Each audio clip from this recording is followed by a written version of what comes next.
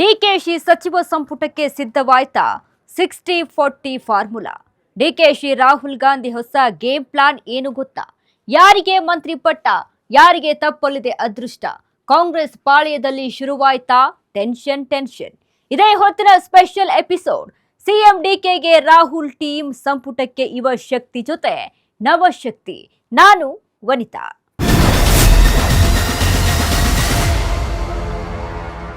ಹೌದು, CM DK Shivakumar ಸಂಪುಟಕ್ಕೆ ಈಗ ಹೈಕಮಾಂಡ್ ಹೊಸದೊಂದು ಫಾರ್ಮುಲಾ ರೆಡಿ ಮಾಡಿದೆ. ಅದೇ 60-40 ಸೂತ್ರ. ಇದು ಬರೀ ಸಚಿವ ಸಂಪುಟ ಪುನಾರಚನೆಯಲ್ಲ, ಇದು 2028ರ ಮಹಾಸಮರಕ್ಕೆ ಕಾಂಗ್ರೆಸ್ ಹೆಣೆಯುತ್ತಿರುವ ಬ್ರಹ್ಮಾಸ್ತ್ರ. ಕಾಂಗ್ರೆಸ್ ಹೈಕಮಾಂಡ್ ಸಸ್ಪೆನ್ಸ್ ರೂಮ್ನಲ್ಲಿ ನಡೆದ ಆ 80 ನಿಮಿಷಗಳ ಹೈ ವೋಲ್ಟೇಜ್ ಮೀಟಿಂಗ್ನಲ್ಲಿ ಪವರ್ಫುಲ್ ಫಾರ್ಮುಲಾ ಒಂದು ಹೊರಬಿದ್ದಿದೆ. ಮಾಜಿ ಸಿಎಂ ಸಿದ್ದರಾಮಯ್ಯ ಹಾಗೂ ಸಿಎಂ ಡಿಕೆ ಶಿವಕುಮಾರ್ ಎದುರು ರಾಹುಲ್ ಗಾಂಧಿ ಇಟ್ಟ ಆ ಡಿಮ್ಯಾಂಡ್ ಆದ್ರೂ ಏನು? ಯಾರಿಗೆ ಅದೃಷ್ಟ, ಯಾರಿಗೆ ಟೆನ್ಷನ್? ಈ ಸ್ಪೆಷಲ್ ಎಪಿಸೋಡ್ನಲ್ಲಿ ಡಿಕೆ ಸಂಪುಟ ಪುನರ್ರಚನೆಯ ಸಸ್ಪೆನ್ಸ್ ಏನು ಅನ್ನೋದನ್ನ ನೋಡೋಣ ಬನ್ನಿ. ಡಿಕೆಶಿ ಸಚಿವ ಸಂಪುಟಕ್ಕೆ ಸಿದ್ಧವಾಯಿತು 60-40 ಫಾರ್ಮುಲಾ. ಡಿಕೆಶಿ ರಾಹುಲ್ ಗಾಂಧಿ ಹೊಸ ಗೇಮ್ ಪ್ಲಾನ್ ಏನು ಗೊತ್ತಾ? ಯಾರಿಗೆ ಮಂತ್ರಿ ಪಟ್ಟ, ಯಾರಿಗೆ ತಪ್ಪಲಿದೆ ಅದೃಷ್ಟ? ಕಾಂಗ್ರೆಸ್ ಪಾಳ್ಯದಲ್ಲಿ ಶುರುವಾಯಿತು ಟೆನ್ಷನ್. ಹೌದು, ರಾಜ್ಯ ಕಾಂಗ್ರೆಸ್ ಕೋಟೆಯಲ್ಲಿ ಈಗ ನಡುಕ ಶುರುವಾಗಿದೆ. ಹೈಕಮಾಂಡ್ ಅಂಗಳದಿಂದ ಬಂದ ಆ ಒಂದು ಗುಪ್ತ ಸಂದೇಶ ಕೈ ನಾಯಕರ ನಿದ್ದೆಯನ್ನಗೆಡಿಸಿದೆ. ಸಿಎಂ ಪಟ್ಟದ ಸಾರಥಿ ಟ್ರಬಲ್ ಶೂಟರ್ ಡಿಕೆ ಶಿವಕುಮಾರ್ ಸಂಪುಟಕ್ಕೆ ಈಗ ದೆಹಲಿಯಿಂದ ಒಂದು ಬಿಗ್ ಗ್ರೀನ್ ಸಿಗ್ನಲ್ ಸಿಕ್ಕಿದೆ. ಅದೇ 60-40 ಫಾರ್ಮುಲಾ. ಏನಿದು 60-40 ಸೂತ್ರ? ಎಸ್, ಸಿಎಂ ಡಿಕೆ ಶಿವಕುಮಾರ್ ಮತ್ತು ರಾಹುಲ್ ಗಾಂಧಿ ಹೆಣೆದಿರುವ ಆ ಅಸಲಿ ಚದುರಂಗದ ಆಟ ಏನು? ಯಾರಿಗೆ ಸಿಗಲಿದೆ ಅದೃಷ್ಟದ ಮಂತ್ರಿಗಿರಿ? ಯಾರಿಗೆ ಕೈ ತಪ್ಪಲಿದೆ ಸಚಿವ ಸ್ಥಾನದ ಭಾಗ್ಯ? ಯುವಶಕ್ತಿ ಜೊತೆ ನವಶಕ್ತಿ ತುಂಬಲು ಸಜ್ಜಾದ ರಾಹುಲ್ ಟೀಮಿನ ಪ್ಲಾನ್ ನಂಬರ್ 1 ಏನು ಅನ್ನುವಂತಹ ಹಲವಾರು ಪ್ರಶ್ನೆಗಳು ಕಾಂಗ್ರೆಸ್ ಪಾಳ್ಯದಲ್ಲಿ ಈಗ ಹುಟ್ಟುಕೊಂಡಿವೆ. ಸಚಿವರಾಗೋದಕ್ಕೆ ನೂರಾರು ಆಕಾಂಕ್ಷಿಗಳು ರೈಟ್ ನೌ ಈಗ ಕ್ಯೂ ನಿಂತಿದ್ದಾರೆ. ಆದರೆ ಹೈಕಮಾಂಡ್ ಲೆಕ್ಕಾಚಾರವೇ ಬೇರೆ ಇದೆ.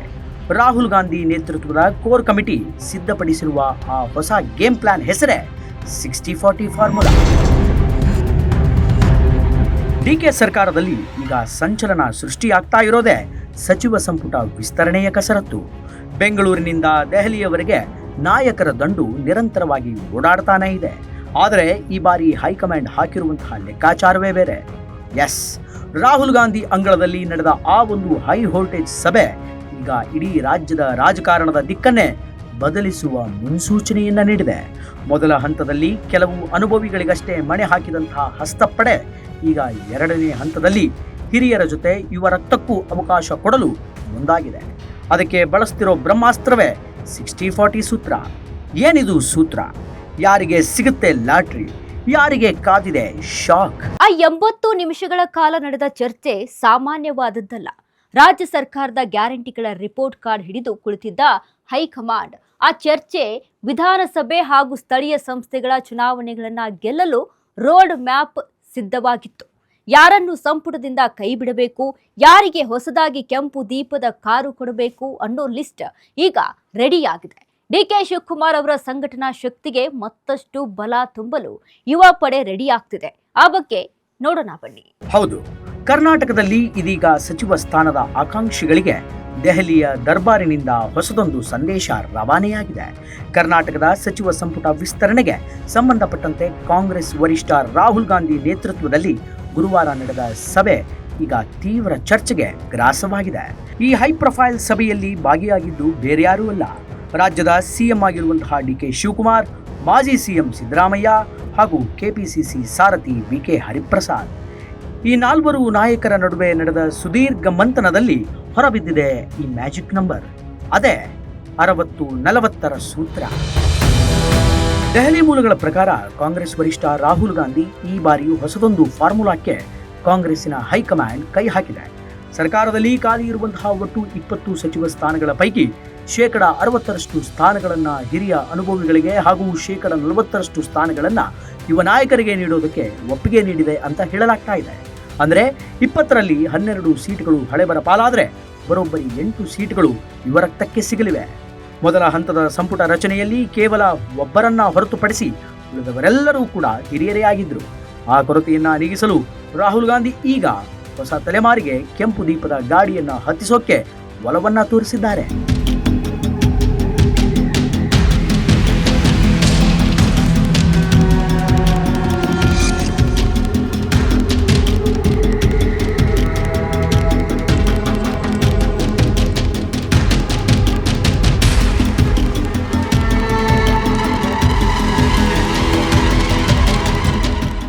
ಹೌದು, ಸರ್ಕಾರ ನಡೆಸೋದು ಅಷ್ಟು ಸುಲಭವಲ್ಲ. ಅದಕ್ಕೆ ಆಡಳಿತದ ಪಕ್ವತೆ ಮತ್ತು ರಾಜಕೀಯ ಚಾಣಾಕ್ಯತನ ಬೇಕು. ಇದೇ ಕಾರಣಕ್ಕೆ ರಾಹುಲ್ ಗಾಂಧಿಯವರು ಹಿರಿಯರನ್ನ ಸಂಪೂರ್ಣವಾಗಿ ಕಡೆಗಣಿಸಿಲ್ಲ. ಸರ್ಕಾರದ ಆಡಳಿತವನ್ನ ಮತ್ತಷ್ಟು ಉತ್ತಮಗೊಳಿಸಲು ಹಾಗೂ ಮೈತ್ರಿ ಅಥವಾ ಪಕ್ಷದೊಳಗಿನ ಆಂತರಿಕ ಸ್ಥಿರತೆಯನ್ನ ಕಾಯ್ದುಕೊಳ್ಳಲು ಹಿರಿಯರ ಅನುಭವ ಅತ್ಯಗತ್ಯ.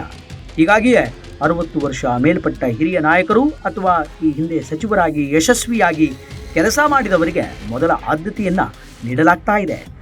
ಹಿರಿಯರ ಈ 12 ಸ್ಥಾನಗಳ ಕೋಟಾದಲ್ಲಿ ಯಾರಿಗೆಲ್ಲ ಅದೃಷ್ಟ ಕುಲಾಯಿಸಲಿದೆ? ಸಿಎಂ ಡಿಕೆ ಶಿವಕುಮಾರ್ ಹಾಗೂ ಮಾಜಿ ಸಿಎಂ ಸಿದ್ದರಾಮಯ್ಯ ತಮ್ಮ ಆಪ್ತರಲ್ಲಿ ಯಾರನ್ನ ಈ ಕೋಟಾದಡಿ ತರಲಿದ್ದಾರೆ ಎನ್ನುವಂಥದ್ದೇ ಈಗ ದೊಡ್ಡ ಯಕ್ಷ ಪ್ರಶ್ನೆಯಾಗಿದೆ.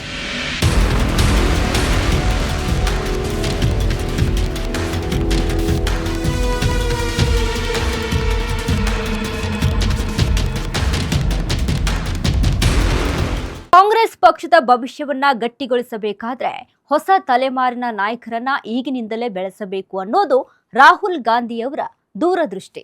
ರಾಜ್ಯದಲ್ಲಿ 2ನೇ ಹಂತದ ನಾಯಕತ್ವವನ್ನ ರೆಡಿ ಮಾಡುವುದಕ್ಕೆ ಈ 40% ಕೋಟಾ ಸಹಕಾರಿ ಆಗಲಿದೆ. ಯುವ ಶಾಸಕರಿಗೆ ಸಚಿವ ಸ್ಥಾನದ ಗಿಫ್ಟ್ ನೀಡುವುದಕ್ಕೆ ಹೈಕಮಾಂಡ್ ತೀರ್ಮಾನಿಸಿದೆ. ಈ ನಿರ್ಧಾರ ಯುವ ಶಾಸಕರಲ್ಲಿ ಹೊಸ ಜೋಶ್ ತುಂಬಿದೆ ನಿಜ.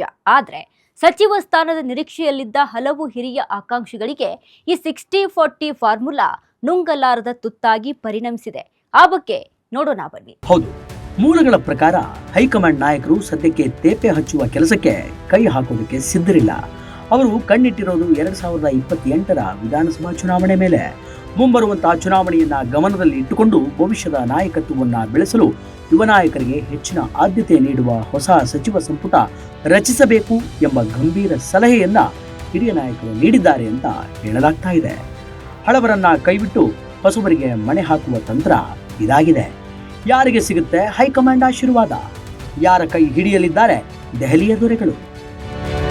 ಹೌದು, ಪ್ರತಿ ಪ್ರಭಾವಿ ಶಾಸಕರು ತಮ್ಮದೇ ಆದ ಗಾಡ್ ಫಾದರ್ಗಳ ಮೂಲಕ ಲಾಬಿಯನ್ನು ನಡೆಸ್ತಾ ಇದ್ದಾರೆ. ಎಐಸಿಸಿ ಅಧ್ಯಕ್ಷರ ಕಚೇರಿ, ರಾಜ್ಯ ಉಸ್ತುವಾರಿಗಳ ಮನೆ, ಹಿರಿಯ ನಾಯಕರ ನಿವಾಸಗಳಿಗೆ ಭೇಟಿಯನ್ನು ನೀಡ್ತಾ ಇದ್ದಾರೆ. ಜಾತಿ ಸಮೀಕರಣ, ಪ್ರಾದೇಶಿಕ ಸಮತೋಲನ ಮತ್ತು ತಮ್ಮ ಸೀನಿಯಾರಿಟಿಯನ್ನ ಮುಂದಿಟ್ಟುಕೊಂಡು ವರಿಷ್ಠರ ಮನವೊಲಿಸಲು ಶಾಸಕರು ಕಸರತ್ತನ್ನ ಮಾಡ್ತಾ ಇದ್ದಾರೆ. ದೆಹಲಿಯ ಚಳಿಯಲ್ಲೂ ಕೂಡ ಕರ್ನಾಟಕದ ರಾಜಕೀಯ ಲಾಬಿಯ ಬಿಸಿ ಸಿಕ್ಕಾಪಟ್ಟೆ ಜೋರಾಗಿದೆ. ಹೌದು, 2023ರ ವಿಧಾನಸಭಾ ಚುನಾವಣೆಯನ್ನ ರಾಜ್ಯದ 2 ಪ್ರಬಲ ನಾಯಕರು ಕಾಂಗ್ರೆಸ್ ಹೈಕಮಾಂಡ್ಗೆ ಭರ್ಜರಿ ಗಿಫ್ಟ್ ರೂಪದಲ್ಲಿ ನೀಡಿದ್ರು. ಅಹಿಂದ ನಾಯಕ ಸಿದ್ದರಾಮಯ್ಯ ಮತ್ತು ಟ್ರಬಲ್ ಶೂಟರ್ ಡಿಕೆ ಶಿವಕುಮಾರ್ ಈ 2 ನಾಯಕತ್ವದಲ್ಲಿ ಮತ್ತೆ 2028ರಲ್ಲಿ ಚುನಾವಣೆಯಲ್ಲಿ ಗೆದ್ದು ರಾಜ್ಯದ ಗದ್ದುಗೆಯನ್ನ ಅಲಂಕರಿಸಬೇಕು ಅನ್ನುವಂತಹ ಪಟ್ಟನ್ನ ಹೈಕಮಾಂಡ್ ಹಿಡಿದಿದೆ. ಈ ವಿಚಾರವಾಗಿ ಬೂಸ್ಟ್ ನೀಡೋದಕ್ಕೆ ರಾಹುಲ್ ಗಾಂಧಿ ಹೊಸ ಫಾರ್ಮುಲಾವನ್ನ ಕಂಡು ಹಿಡಿದಿದ್ದಾರೆ. ಆ ಫಾರ್ಮುಲಾನೇ 60-40. ಭವಿಷ್ಯದ ನಾಯಕತ್ವಕ್ಕೆ ಹೈಕಮಾಂಡ್ ಮಣೆ ಹಾಕಲು ರೈಟ್ ನಾವ್ ಈಗ ಸಿದ್ಧವಾಗಿದೆ. ಮುಂದಿನ ತಲೆಮಾರಿನ ನಾಯಕರನ್ನ ಈಗಿನಿಂದಲೇ ತಯಾರು ಮಾಡಬೇಕು ಅನ್ನುವಂತಹ ಕಾಂಗ್ರೆಸ್ಸಿನ ಹೈಕಮಾಂಡ್ ಬಿಗ್ ಪ್ಲಾನ್ ಅನ್ನು ಮಾಡ್ತಾ ಇದೆ. ಅಷ್ಟು ಮಾತ್ರವಲ್ಲ, ಯುವ ಮತದಾರರನ್ನ ಸೆಳೆಯೋದಕ್ಕೆ ಇದು ಕೂಡ ಸಹಕಾರಿಯಾಗಲಿದೆ. ಯುವ ಸಚಿವರಿದ್ರೆ ಯುವ ಜನಾಂಗವನ್ನ ಸುಲಭವಾಗಿ ರೀಚ್ ಆಗಬಹುದು ಅನ್ನುವಂತಹ ಲೆಕ್ಕಾಚಾರ ಕಾಂಗ್ರೆಸ್ ಹೈಕಮಾಂಡ್ನದ್ದಾಗಿದೆ. ಒಂದು ಕಡೆ 2028ರ ವಿಧಾನಸಭೆ ಚುನಾವಣೆ ಲೆಕ್ಕಾಚಾರ ನಡೀತಿದ್ರೆ, ಇನ್ನೊಂದು ಕಡೆ ಸಚಿವ ಸ್ಥಾನದ ಕನಸು ಕಾಣುತ್ತಿದ್ದ ಹಿರಿಯ ಶಾಸಕರು ಹತಾಶೆಗೆ ಒಳಗಾಗಿದ್ದಾರೆ.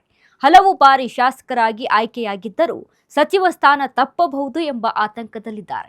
ಕಳೆದ ಬಾರಿ ಮಿಸ್ ಮಾಡಿಕೊಂಡಿದ್ದ ನಾಯಕರು ಈಗ ಮಂತ್ರಿ ಸ್ಥಾನಕ್ಕಾಗಿ ಕಾದು ಕುಳಿತಿದ್ದಾರೆ. ಆ ಬಗ್ಗೆ ನೋಡೋಣ ಬನ್ನಿ. ಸದ್ಯ ಕರ್ನಾಟಕ ಕಾಂಗ್ರೆಸ್ ಆಡಳಿತದಲ್ಲಿ ಹೊಸ ವೇಗ ಮತ್ತು ಹೊಸ ಆಲೋಚನೆಗಳನ್ನ ತರಲಾಗ್ತಾ ಇದೆ.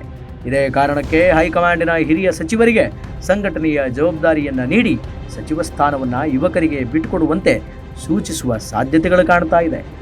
ಆದರೆ ಈ ಯುವ ಫಾರ್ಮುಲಾ ಹಿರಿಯ ನಾಯಕರ ಕೆಂಗಣ್ಣಿಗೆ ಗುರಿಯಾಗುವುದೇ ಅನ್ನುವಂತಹ ಪ್ರಶ್ನೆ ಎದ್ದಿರೋದಂತರೂ ಸತ್ಯ. ರಾಜ್ಯದ ಕಾಂಗ್ರೆಸ್ ಇತಿಹಾಸದ ಪುಟಗಳನ್ನು ಒಂದು ಸಲ ತಿರುವಿ ನೋಡಿದರೆ ಎಲ್ಲ ಕಾಲದಲ್ಲೂ ಸಹ ಅನುಭವಿ ಮತ್ತು ಪ್ರಬಲ ನಾಯಕರಿಗೆ ಮಾತ್ರ ಸಚಿವ ಸ್ಥಾನವನ್ನು ನೀಡಿತ್ತು. ಆ ಮೂಲಕ ರಾಜ್ಯದಲ್ಲಿ ಕಾಂಗ್ರೆಸ್ ಪಕ್ಷ ಆಡಳಿತವನ್ನು ನಡೆಸಿತ್ತು. ಅದಕ್ಕೆ ಸಾಕ್ಷಿ ಅಹಿಂದ ನಾಯಕ ಸಿದ್ದರಾಮಯ್ಯನವರ ಸಂಪುಟ ಪೂರ್ತಿ 2 ಅಥವಾ 3 ಬಿಟ್ಟರೆ ಉಳಿದ ಎಲ್ಲ ಹಿರಿಯ ನಾಯಕರೇ ಸಚಿವರಾಗಿದ್ದರು. ಆದರೆ DK ಶಿವಕುಮಾರ್ ನೇತೃತ್ವದ ಸರ್ಕಾರದಲ್ಲಿ ಯುವ ನಾಯಕರಿಗೆ ಮಂತ್ರಿ ಸ್ಥಾನ ನೀಡಬೇಕು ಅಂತ ಹೊರಟಿದ್ದಾರೆ. ನಾವು ಇಷ್ಟೊಂದು ಕಷ್ಟಪಟ್ಟು ಪಕ್ಷವನ್ನು ಗೆಲ್ಲಿಸಿದ್ರು ನಮಗೆ ಬೆಲೆ ಇಲ್ವಾ ಅನ್ನುವಂತಹ ಆಕ್ರೋಶ ಒಳಗೆ ಹೊಗೆ ಆಡ್ತಾನೇ ಇದೆ. ರಾಜ್ಯ ರಾಜಕಾರಣದಲ್ಲಿ ಭಿನ್ನಮತದ ಸ್ಫೋಟಕವಾಗುವಂತಹ ಎಲ್ಲ ಲಕ್ಷಣಗಳು ಈಗ ಕಾಣಿಸ್ತಾ ಇವೆ.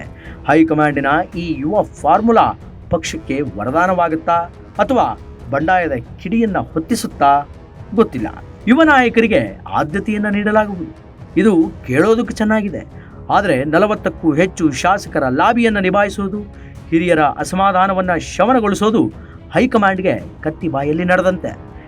2028ರ ಚುನಾವಣೆಯ ಗೆಲುವಿನ ಹಸಿವಿನಲ್ಲಿರುವಂತಹ ಕಾಂಗ್ರೆಸ್ ವರಿಷ್ಠರು ಈ ಬಿಕ್ಕಟ್ಟನ್ನು ಹೇಗೆ ನಿಭಾಯಿಸ್ತಾರೆ?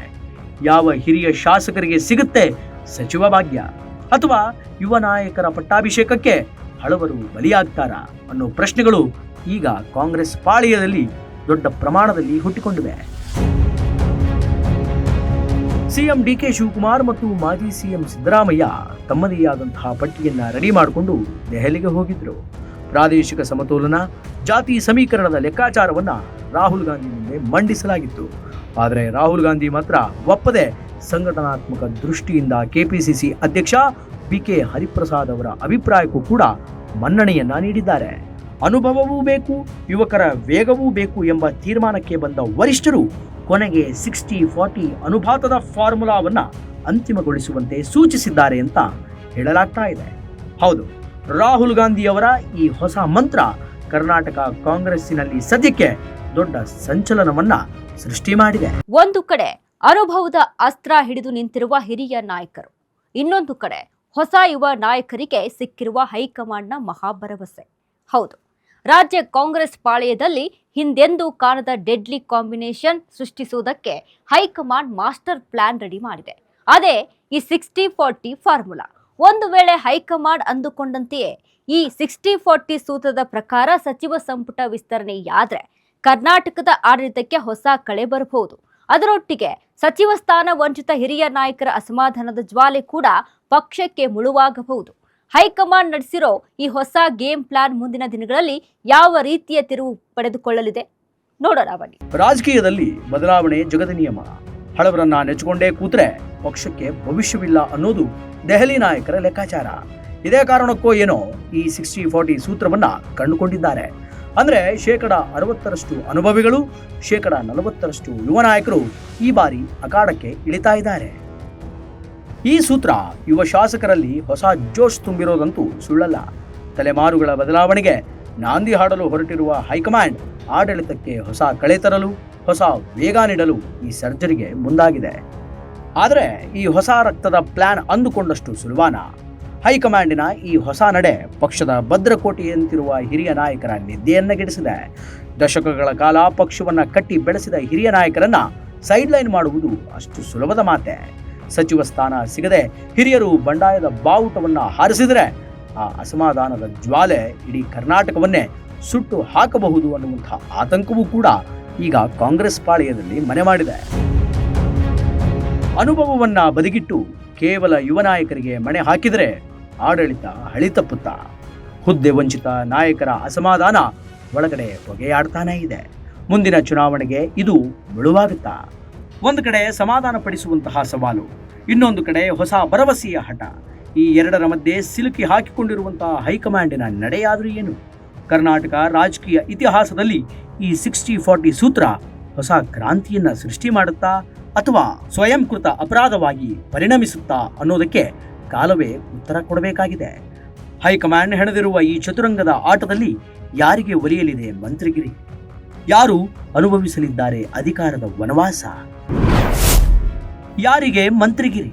ಇದು DK ಶಿವಕುಮಾರ್ ಕೋಟ, ಲಕ್ಷ್ಮೀ ಹೆಬ್ಬಾಳ್ಕರ್ ಬೆಳಗಾವಿ ಗ್ರಾಮೀಣ, ಲಕ್ಷ್ಮಣ್ ಸವದಿ ಅಥಣಿ, ಆರತಿ ಕೃಷ್ಣ ಪರಿಷತ್ ಸದಸ್ಯೆ, N A. Harris Shantinagar, H C. Balakrishna Magadi, N. Cheluvanarayana Swamy Nagamangala, S S. Mallikarjun Davanagere Uttara, S R. Srinivas Gubbi, Madhu Bangarappa Soraba, K M. Shivalingegowda Arsikere, Rizwan Ahmed Shivajinagar, Raghumurthy Challakere. ಯಾರಿಗೆ ಸಿಗುತ್ತೆ ಮಂತ್ರಿಗಿರಿ? ಇದು ಸಿದ್ದರಾಮಯ್ಯನವರ quota. Doctor H C. Mahadevappa T. Narasipura, K N. Rajanna Madhugiri, B. Nagendra Ballari ಗ್ರಾಮೀಣ, ದಿನೇಶ್ ಗುಂಡೂರಾವ್ ಗಾಂಧಿನಗರ, ಸಂತೋಷ್ ಲಾಡ್ ಕಲಘಟಗಿ, ಕೆ. ವೆಂಕಟೇಶ್ ಪಿರಿಯಾಪಟ್ನ. ಇದು ರಾಹುಲ್ ಗಾಂಧಿ ಕೋಟ.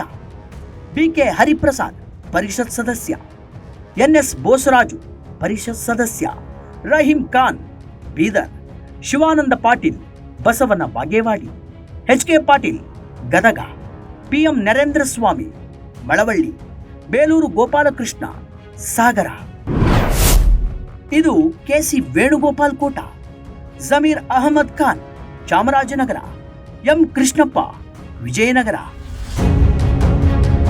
ದೆಹಲಿ ಸಭೆಯಲ್ಲಿ ಸಿಎಂ ಡಿ.ಕೆ. ಶಿವಕುಮಾರ್ ಹಾಗೂ ಮಾಜಿ ಸಿಎಂ ಸಿದ್ದರಾಮಯ್ಯ ಇಬ್ಬರು ತಮ್ಮದೇ ಆದ ಲೆಕ್ಕಾಚಾರಗಳನ್ನ ಹೈಕಮಾಂಡ್ ಮುಂದೆ ಇಟ್ಟಿದ್ದಾರೆ.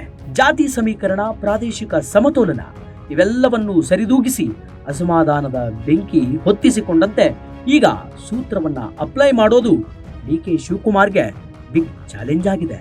ಆದರೆ ರಾಹುಲ್ ಗಾಂಧಿ ಮಾತ್ರ ನನಗೆ ಪರ್ಫಾರ್ಮೆನ್ಸ್ ಮುಖ್ಯ, ಯುವಕರಿಗೆ ಚಾನ್ಸ್ ಸಿಗಲೇಬೇಕು ಅಂತ ಖಡಾಖಂಡಿತವಾಗಿ ಹೇಳಿದ್ದಾರೆ ಅಂತ ಹೇಳಲಾಗ್ತಾ ಇದೆ. ಕರ್ನಾಟಕ ರಾಜಕಾರಣದಲ್ಲಿ ಈಗ ಬದಲಾವಣೆಯ ಗಾಳಿ ಬೀಸ್ತಾ ಇದೆ. ಅನುಭವಿಗಳ ಗತ್ತು, ಯುವಕರ ಜಿಗುಟು ಎರಡನ್ನೂ ಒಗ್ಗೂಡಿಸಿಕೊಂಡು ಡಿ.ಕೆ. ಶಿವಕುಮಾರ್ ಹೊಸ ಇತಿಹಾಸವನ್ನ ಬರೀತಾರ? ರಾಹುಲ್ ಗಾಂಧಿಯವರ ಈ 60-40 ಸೂತ್ರ ಕರ್ನಾಟಕ ಕಾಂಗ್ರೆಸ್ ಪಾಲಿಗೆ ಸಂಜೀವಿನಿಯಾಗುತ್ತಾ ಅಥವಾ ಹೊಸ ಬಂಡಾಯಕ್ಕೆ ದಾರಿಯಾಗುತ್ತಾ ಅನ್ನೋ ಪ್ರಶ್ನೆಗಳು ಈಗ ನೂರೆಂಟಿವೆ. ದೆಹಲಿ ಸಭೆಯ ಆ ಮಂಥನದ ಫಲಿತಾಂಶ ಶೀಘ್ರದಲ್ಲಿಯೇ ವಿಧಾನಸೌಧದ ಕಾರಿಡಾರ್ನಲ್ಲಿ ಕಾಣಿಸಿಕೊಳ್ಳಲಿದೆ. ಹೈಕಮಾಂಡ್ ಕೊಟ್ಟಿರುವಂತಹ ಟಾಸ್ಕ್ ಅನ್ನ ಡಿ.ಕೆ. ಹೆಂಗ್ ನಿಭಾಯಿಸ್ತಾರೆ ಅನ್ನೋದನ್ನ ಕಾದು ನೋಡಬೇಕಾಗಿದೆ. ಇದು ಈ ಹೊತ್ತಿನ ಸ್ಪೆಷಲ್ ಎಪಿಸೋಡ್. ನೋಡ್ತಾ ಇರಿ ಅಶ್ವವೇಗ ನ್ಯೂಸ್. ಇದು ಸತ್ಯಾನ್ವೇಷಣೆಯ ಓಟದಲ್ಲಿ.